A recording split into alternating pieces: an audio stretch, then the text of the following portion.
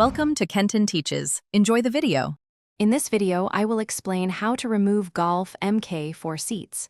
First, gather your tools like a Torx bit set and a flathead screwdriver. Always disconnect the car's battery before starting any electrical work. This ensures your safety and prevents any accidental short circuits.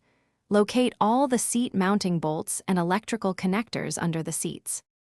To remove the front seats, begin by sliding the seat all the way forward to expose the two rear mounting bolts. Remove these, then slide the seat fully backward to access the two front bolts. After unbolting all four, carefully disconnect any electrical connectors underneath. Tilt the seat back and lift it out of the vehicle, being mindful of its weight. Removing the rear bench seat is quite straightforward. First, locate the two retaining clips, usually found at the front edge of the bench, one on each side. Pull up firmly on the front of the seat bench until it disengages from these clips. Then, slide the entire bench forward to release it from the rear hooks. You can now lift the bench out of the car.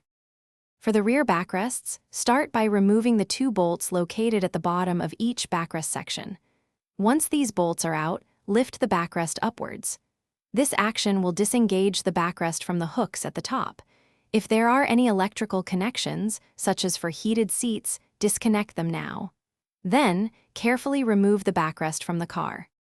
Thanks for watching. Please subscribe if this video was helpful.